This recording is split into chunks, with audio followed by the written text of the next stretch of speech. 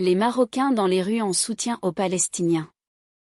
Dans les rues de Rabat, une véritable démonstration populaire de condamnation des opérations militaires israéliennes à Gaza et de soutien aux Palestiniens s'est tenue dimanche 15 octobre.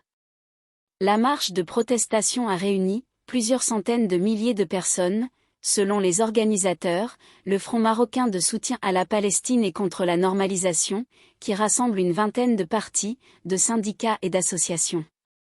Il y avait plus de 300 000 personnes dans la rue, a rapporté Abdullah Abakil, élu au Conseil de Casablanca sous l'étiquette du Parti socialiste unifié, qui relève une participation beaucoup plus importante que lors des manifestations contre la guerre en Irak en 2003.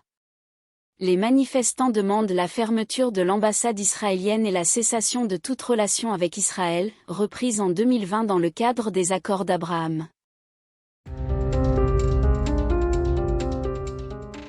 Conflit israélo-palestinien. La Russie et la Chine pour la création d'un État palestinien. Mardi, le président russe Vladimir Poutine a jugé nécessaire la création d'un État palestinien à côté de l'État israélien pour résoudre ce conflit qui n'a que trop duré. Lors d'une rencontre au Kremlin avec le Premier ministre irakien Mohamed Shia al-Soudani, le président russe a exhorté la communauté internationale à mettre en œuvre les décisions du Conseil de sécurité des Nations Unies pour la création d'un État palestinien indépendant et souverain. Lundi, le chef de la diplomatie russe, Sergueï Lavrov a, pour sa part, indiqué que la création d'un État palestinien est la solution la plus crédible au conflit israélo-palestinien, en avertissant d'un risque élevé d'une entrée dans le conflit de forces tierces.